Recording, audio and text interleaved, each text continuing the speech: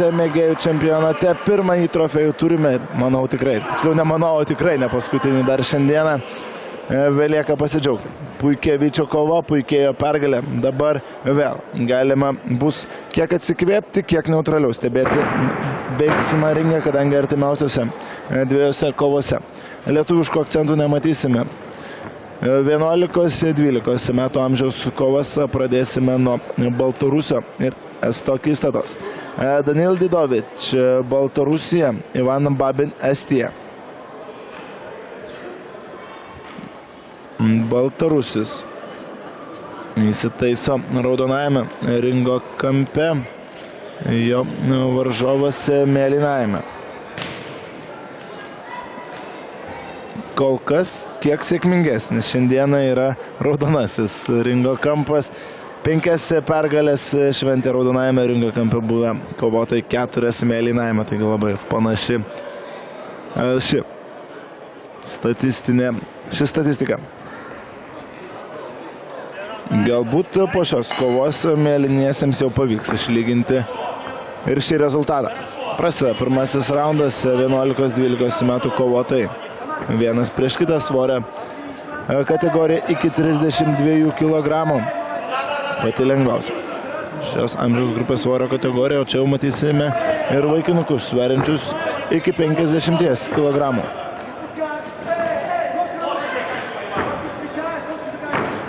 Dar gražiai dirba kojomis, reikia vėl pastebėti tai šie kovotojai. Abu jie yra dešiniarankiai, reikia pataisyti kojų apsaugą dabar raudonajame ringo kampui Danilui iš Baltarusijos. Ta pati problema panašu.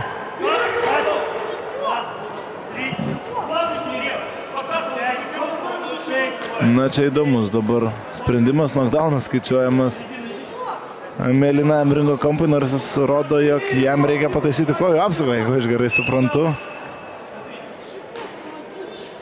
Kontroversiška situacija. Nesusipratimas čia. Turi ką pasakyti dabar ir treneriai. Priminsiu, mėlynajame kampe matome Estą, raudonajame Baltarusį. Bet kokiu atveju kova tęsiama, tiesa knockdownas Estai buvo skaičiuojamas. Už ką? Sunku pasakyti. Estas tiesiog, kaip suprantu, bandė parodyti, jog kojų apsauga jam reikia pataisyti. Ta dabar jis aiškiai rodo ir savo treneriui. Šiek tiek pasisuko į šoną. Apsauga ir be abejo tai yra nepatogu, tai trukdo kovoti. Proplaunamos. Dabar, kaip matote, savame ekrane dantų apsaugos. Prie jų taipogi reikia laiko prisipratinti, ypatingai jauniesiams kovotojams. Tie, kas yra sportavę, bet kokį kovinį boksą yra dėjęs į burną dantų apsaugą, puikiai žino, jog nemalonus jausmas pirmąjį kartą paėmus ją į burną. Reikia tikrai laiko priprasti, reikia laiko priprasti prie jos ir kovos metu, jog jau nebejaustum, jog kažkas yra tavo burnoje. Taigi kiekvieno raundo metu yra šlapinamos, drėkinamos apsaugos, tam jog patogiau būtų kovotojams.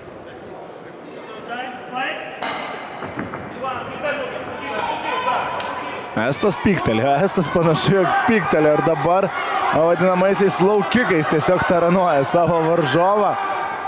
Sportinis pyktis veikia, sportinis pyktis gražu, jį dabar demonstruoja Estas. Ir tai žemais smūgiais dabar jis išmušė iš vėžių savo varžovą, kuris taipogi nelieka be atsako. Norėtų pasiklinčiuoti dabar su savo varžovu Baltarusis. Jis yra aukštesnis už savo varžovą ir tartima kovai, kurią dabar jį bando įvelti Estas Davidas. Jam yra neparankiai. Atsiprašau, Estas Ivanas.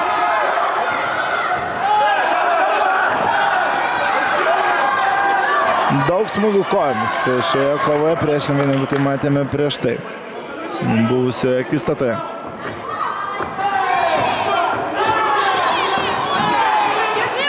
Smūgiai kojomis į korpusą, kurios dabar atlieka Baltarusis, taipogi pasiekia tikslą. Na ir šiek tiek gynyba šlubuoja tiek vieno, tiek kito kovotojo. Labai atvirai jie metasi į priekį, nesaugo kol kas galvos nei vienas, nei kitas. Nokautų matyt dar nėra turėję.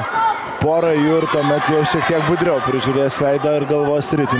Manau, tiek Estas, tiek Baltarusis. Antrasis raundas baigtas, dar pusantros minutės lieka šiai kovai, lieka trečiasis lemiamas šios kovos raundas, po kurio ir sužinosime, ar Baltarusija, ar Estija prisidės savo šį apdovanojimą.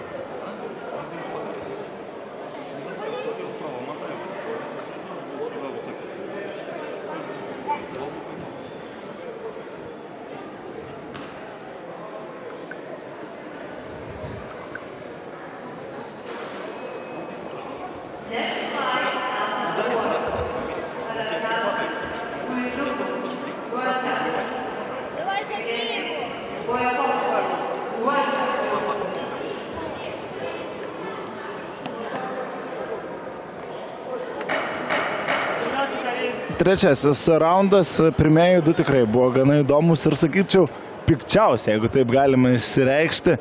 Matėme kontroversišką situaciją pirmojo raundo metu, kuomet knockdownas buvo pradėtas skaičiuoti mėlynajam ringo kampui atvykusiam čia į Lietuvą iš Estijos. Estai garsėja kaip labai stiprus K1, kaip labai stiprus Muay Thai kovotojai ir nuo tokio jauno amžiaus jau turi perspektyvių, turi stiprių sportininkų, dalį jų matome ir šiandieną čia Vilniuje. Dar kartą kviečiu visus tikrai nepatingėti ir atvykti į Žemaitės gatvėje esantį lengvosios atletikos maniežą. Jame šiandieną pačios įdomiausios kovos dar tikrai neprasidėjo. Norite intrigų, norite kietos kovos, jų tikrai bus. Tai reikia išvardinti kelias pavardės, kurios jau yra puikiai žinomos Lietuvos kovinių sportų mylėtojams. Mantas Tankis, Darius Greičiūnas, Vytautas Sadauskas prieš Janaus, Mantas Kondratavičius, Raimondas Ablasevičius, Deividas Michnevičius, visi jie bei dar daugiau šiandieną bus čia lengvosios atletikos maniežiai taisytame ringe ir tų įspūdingų kovų dėl Europos K1 mėgėjų čempionų titulo bus tikrai ne viena ir ne dvi. Pažiūrėsime, ar Janaus pavyks vėl triumfuoti čia namuose Vilniuje. Čia tuo tarpu trečiasis raundas taipogi dovanoja mums gražią ir bekompromisę kovą. Estija ir Baltarusija ringe taranuoja viena kitą. Jauniausia, tiksliau ne jauniausia, 11-12 metų kovotojai. Dabar aiškinasi santykių svorio kategorija iki 32 kg. Danil Didovič, Baltarusija, Ivan Babi, Estija. Estas mėlyname kampe, Baltarusis raudonajame. Klinčas ir viskas. Viskas belieka sužinoti nugalėtoją. Kova baigta, o po šios kovos nugalėtojo paskelbimo išeisime į trumpą reklaminę pauzę. Tiesa, prieš tai reikia sužinoti, kasgi buvo stipresnis šioje jau 10-oje šios dienos kovoje. Iš viso priminsiu, šiandieną mūsų eterė ir apskritai šiame turnyre laukia 38 kovos. Taigi dar toli gražu net neįpusėjome nei savo transliacijos, nei šio turnyro. Tiksliau, šio turnyro finalinių kovų. Na, vakar tų kovų čia lengvosios atletikos manieže buvo dar dvigubai daugiau. Reikėjo išsiaiškinti sportininkus, kurie kausis finaluose. Ir vėl Baltarusis puošiamas nacionalinę šalies vėliavą. Pažiūrėsime, ar Baltarusiui pavyks iškovoti pergalę. Tiksliau, ar pavyko ją iškovoti. Estonija skamba šalia manęs, palaiko savo, galbūt ir bendro klubį, savo tautietį. Ir taip, Estija švenčia pergalę. Iškovoja aukso medalį, iškovoja čempiono titulą Estas. Estas Ivan Babin. Kaip ir minėjau, darome trumputę reklaminę pauzę, po kurios sugrįšime į Vilnių ir pratęsime šios dienos kovas.